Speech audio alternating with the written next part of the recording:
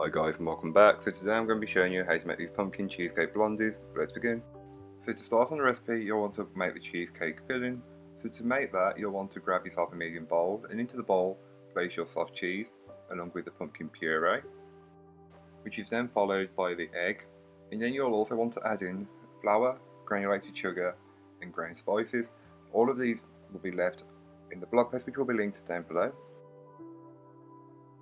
You can then go ahead and whisk everything together until it's combined. The mixture should be smooth and lump free, but if it is, just continue whisking. You really can't over whisk this mixture at this stage. As you can tell, it's smooth, but it's quite bland in colour. To add some vibrancy, I just added a small amount of orange food colouring, but again this is optional. I just wanted you to be able to see it better. Give the bowl a good scraping down and set this mixture in the fridge until you need it later on. So to start on the blondie, you'll want to grab yourself a heat-proof bowl, and into the bowl place your white chocolate along with the butter, and place over a saucepan of simmering water and allow the mixture everything to melt. As you can tell, it melts slowly, but once it starts to melt, it'll melt pretty quickly. Keep stirring it until it's smooth and it should be pretty glossy to look at.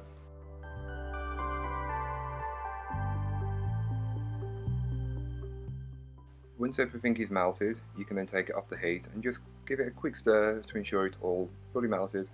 Then you can add in your granulated sugar and whisk this in until it's fully incorporated. By this point, the mixture should be cool enough to add your eggs, so add your eggs one at a time, whisking well in between each addition, and as you add the eggs you'll notice that the consistency does change, and this is completely normal and fine. Don't forget to add in some vanilla, this is just to help enhance that flavour. You can then go ahead and add in all of your plain flour, and just before you start mixing, add in some chocolate chips as well. I'm using white as that's what the flavour works best, but feel free to use whatever you can get. You just want to start folding it all together until the mixture is smooth, and you shouldn't be able to see a trace of a single ingredient. Once you've got to that stage, grab yourself a lined baking tin and pour your mixture directly into it.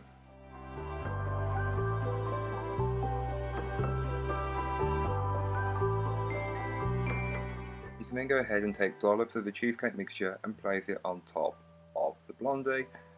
You may think you need more or you may need less, but again that's completely up to you. Once you've got it dolloped on, take a butter knife and just start to swirl it all around so you've got a good coverage all over the blondie.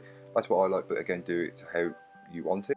So once your blondies have been baked, cooled and chilled in the fridge for around 12 hours, you can then start to cut it up.